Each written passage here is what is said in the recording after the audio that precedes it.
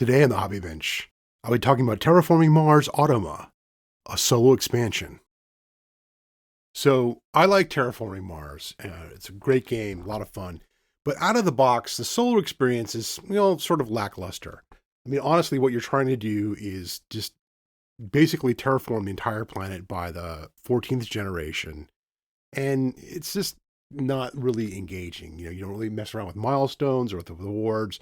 You're really just trying to build an efficiency engine, and there's really nothing to play against you. Well, they've come out with a new solo expansion called Terraforming Mars Automa, and I love this. It's a great little automated bot that you sort of play against as another opponent. So really, it provides a little bit more of a two-player experience. It's still not quite, what you expect against playing someone else, but, I really do enjoy sort of how this bot works. So in the box, you come up with some different things. The key thing that you're going to have with this is a little player board. And this comes with different mat boards that come inside that sort of slide in here. And you have little trackers of, actions that the bot does.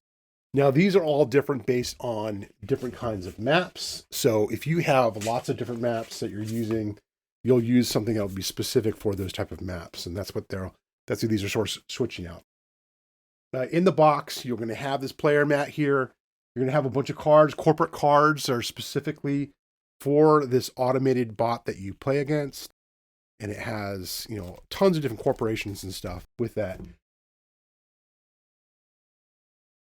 You're also going to have a special deck of cards that will be these action cards. And these are actually, bonus cards that you'll play with this. And of course, it has lots of different rules here for adding expansions and etc. And, gives you sort of special setup instructions for doing that. I really love this too because, I don't really have anything except for Prelude. But gosh, you have, colonies, you have Venus. Basically incorporates all the expansions that are currently out.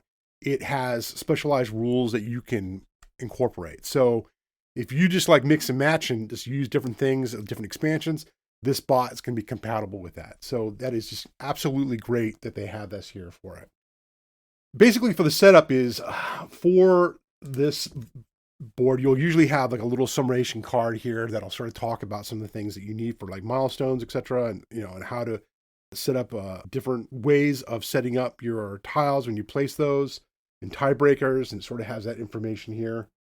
And what you're trying to do is that basically you'll be playing against the bot just as a normal game. And so you'll just start out at turn generation 1, work your way forward. You're just trying to get all the parameters and get those up and basically complete them to the final track. Place all the oceans, get the oxygen level up, get the temperature up. At that point there, you can compare victory points. So what's interesting is that you'll play your turn just like you normally do. Then the bot will take a turn. How the bot sets up their turns are, they're going to receive 3 different research cards, and they're going to receive 1 specialized bonus action card that'll be sort of randomly shuffled into this deck. So you'll have this deck aside, and this is always going to be a separate deck. And as you go through these bonus cards and use these, sometimes they'll be destroyed and they'll be removed from the game, but other times they're going to be retained.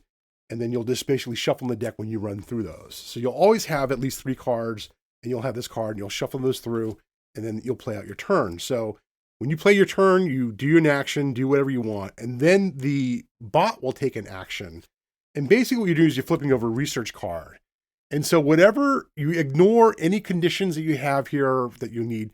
All you do is focus on is this tag here. And then you'll go down the appropriate track. And for here, you can see I have these clear cubes, and they're going to move these up. And as you move them up, you'll see that you have different symbols on them. And these symbols will represent different things that the bot will do. Sometimes you move forward a little bit more forward on a track.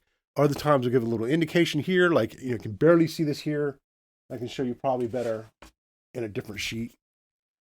So you can see here, if it moves over to here, then you're going to lay out an ocean. If you move here, it'll be a greenery tile. And so there'll be different symbols on here. Some cases here that you just flat out increase your terraforming rating by 3, or, place a city, or raise the temperature. And so whatever action you do, that the bot does that action. So it's really rapidly going towards building cities and laying out greenery tiles and raising the oxygen level. It's really going rather rapid. Sometimes you got to watch out too. You have builder's track, you move these up, and sometimes you need to watch out for these cards because they'll have multiple tags on them. In that case, there you're going to resolve each one going from the left to the right. So this would be a world tag, then you have a space tag, then you have an event tag, and there's an event track there. In some rare cases, you're going to get some cards, let's say for a research card that has nothing on it. In this case here, if there's no action at all, then it will receive a certain number of mega credits. They're basically resources that you'll set aside, and you'll accrue those over the game.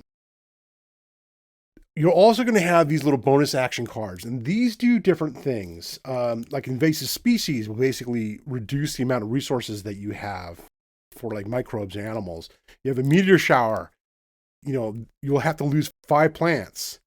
Automatically that you as a player lose those. And if you lose a certain number, then that's removed from the game. And so they'll have these things here, like, they'll rapidly build a city or just rapidly do a research project. And there's also tags on the board and also in the cards that allow you to try to claim milestones. So when it gives you an indication to do so, it's going to try to claim a milestone if it's possible. Also, it can do the same thing for awards. It'll try to fund an award. And I'll talk about this a little bit later. So really, it's a neat experience of the game. And how that works through is that it's really rapidly trying to expand out and grab areas. So I really enjoy the process you have here. Now, my complaint a little bit, one thing is that, when you're placing tiles and stuff, there's a lot of rules. I ended up basically having this out as a little reference sheet, and I probably need to access some of these cards. They're pretty helpful, these cards, but they don't quite have all the information you need. So when you place a tile, there'll be certain rules. If like placing an ocean or placing a city, you're going to place it as close to as you can as greenery that is claimed by the bot. If that's not possible, then it'll move down. So there's very specific criteria for placing things. In the case if you have multiple choices, then what you'll do is you'll draw a card, and then that numerical value, the mega credit value, that's what you'll sort of use. So if you had 4 spots open, you'll count those off 1, 2, 3, 4, 5, 6, 7, 8, etc. Go on till you get to 23 in this case, and then that would be where that tile would go. So there is definitely a methodology there. It's a little bit random sometimes. If there's multiple places that are open. One thing I feel too, what I sort of have some difficulty with sometimes is with the awards, and this is sort of my bugaboo a bit, because it's going to go through and determine which awards it's leading at, and then compare your value and try to find the ones that are really tied, as closest, that it's winning, but it's only winning by a little bit. And that's usually one that'll fund. And you're going to need to go through and that's why you have some different cubes that I sometimes use to mark those off. But I might mark off like 2 or 3. So I just sort of know, once I calculate that when I go back to it, that's probably what I'm going to be focusing on. And then we'll sort of check those values to see if it awards it or not. Also want to mention too, that there are some different cubes that come in here. These are for different expansions or different corporation setups. And, these might mark off certain areas of the board, or they'll start someplace else. Also, the bot can lose resources and basically is moving down the track. And so when that happens, then if they've already taken these actions, you'll sort of block those off so that it indicates that as it moves up again, it won't take those actions again. So that's a neat little mechanism there. I think it's pretty cool. And you just have tons and tons of different corporations for this. And there's just so much variety. And this is just for the base game, so if I want to I think once you play a bot and you've sort of mastered it and it's on the base game, you've got all these different corporations that have like a little bit of different setup. They have like a little different abilities and stuff. And what's sort of neat about this then is that you have a deck of specialized event cards that you're going to add into this event deck. So as you're playing, it's going to allow the bot to do these different experiences and these different abilities. And that's, so much fun. And I, really sort of dig it. At the end of the game, then you're going to really have an opponent that you're playing against. And so you'll figure out the normal way of determining victory points. On top of that, this is rather clever, is as you're moving up, you're going to be accruing mega credits. And basically this is a resource for the bot. And at the end, you'll compare, depending on the generation, they're going to get bonus victory points depending on how much is here. And this could be a little crazy. This could be like, 7 to 10 points that you just, boost on top of that, their victory point rating, because of the amount of resources that they've gained over the game. And this is like a neat little curveball that you got. There's different levels of playing. There's an easier level up to like your normal or expert level, and that basically changes how some of the abilities on the track and sort of ignoring those or adding additional penalty, so you can really tailor make that experience. I honestly say, out of the box, man, I'm not a great player for Terraforming Mars. I'm not super efficient with that, but man, I found the normal game, wow, it's just crazy. It's really, really hard. I even like going on the easier one just to give myself a little bit more of a leg up. One tweak that I would do is that, as I mentioned, in the game, you're going to have a bonus card, and then you'll have 3 cards, research cards, and you shuffle those together. And then that's the deck that the bot will use for the first turn. And if there's any event cards, they'll either be retained and you'll put them in its own discard pile, or you get rid of them. But that's how you'll start it off. I would recommend is that if you're playing it the first time, a couple times, if you want to just sort of level it out a little bit, only use 1 research card and 1 bonus card. And then the second generation, add a card. And the third generation, you'll just, play like you normally would. And so this sort of slows the bot down a little bit at the beginning game.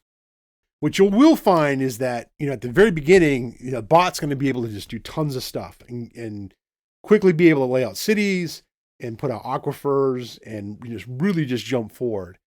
And, this is a way just to sort of slow that down just a little bit. Now, if you're playing with Prelude or something like that, then you probably just don't need to have that little tweak to the game. But I've been doing that a little bit. And generally what you're going to find too is as you're playing it, really, because it only basically can take 4 actions per turn, sort of, kinda, and they're really dependent upon the tags that are here. As the game progresses later on, you're going to find that the bot player is going to pass much sooner than you, and then you will have a lot more action. So it sort of flips a little bit, but still, it's just relentless. As it's moving up, it moves up this building tier. And, this is where you're going to get like higher and higher expansions, like, get 3 or 4 jumps in terraforming. It just keeps going forward more and more and more.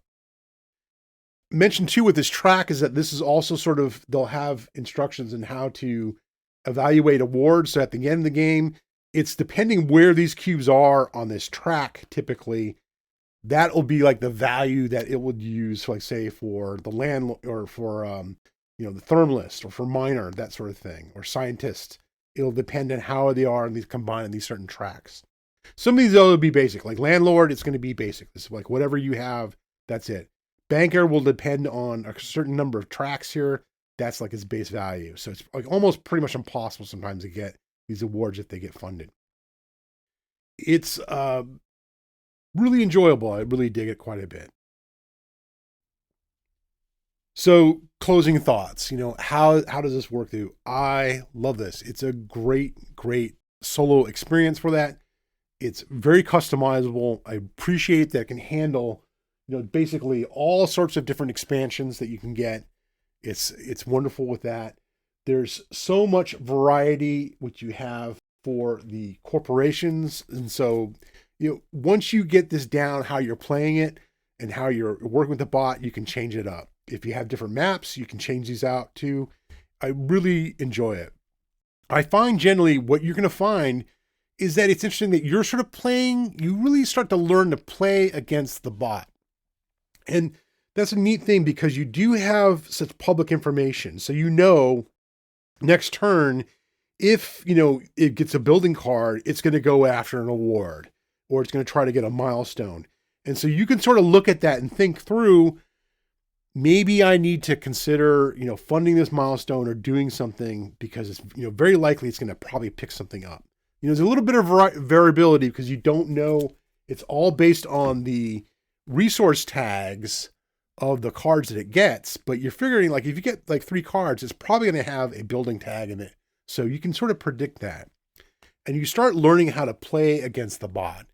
And there's even a drafting option. The drafting is more that it'll just randomly take out a card for its own set and you pick out yours and then you sort of keep switching through. But, there's a drafting mechanic that you can use to, sort of customize your deck a little bit for your research cards. It's enjoyable. And I find sometimes that is that I might be going through and realizing, man, there's like, these cards here with like a lot of tags and I can't use this, but I don't want the bot to get this because if the bot does that, there's 3 actions that it'll be able to do. And I don't want that. So I'm going to keep that card even though I can't use it. And, that's a really cool little mechanism it has there to sort of mimic that you normally would have maybe in a drafting game somewhat with an actual game. So I really enjoy it. It's tough. It's really, really tough. I ended up started playing it easy because I'm just, a casual player of Terraforming Mars, but it really does give that experience of getting back and forth and this relentless push to try to, get as much territory as you possibly can and get key points. It's pretty cool too, because they'll have one special token here. It sort of throws it off a little bit that, basically it gets extra victory points and there's neural token here and there's neural interface token. So if these areas are blank, then it gets more and more points. And so that's like a little side deal there. I'm looking at that thinking, well, gosh, if I don't do anything there, I don't build anything, he's going to get so many points. So I sort of have to prioritize maybe trying to get some construction around there or terraform some areas around here and claim that this sort of reduces points. And that's just so much fun with that. I really have to say they did a fantastic job with the Automa. It's really great. I think if you really like playing Terraforming Mars, you really enjoy it, and you want to get more of a solo experience sometime, get a little analog and maybe get off the computer and just do your more board gaming type stuff, on the table. This is a great thing to get. It's not too hard to run. The awards can be a little tricky sometimes and sort of fiddly working that out, but for the most part, it moves pretty smoothly. It's got great components, can incorporate a lot of different expansions. It's well worth it. I say definitely pick it up if you're a fan of Terraforming Mars and you want to get into the solo experience more.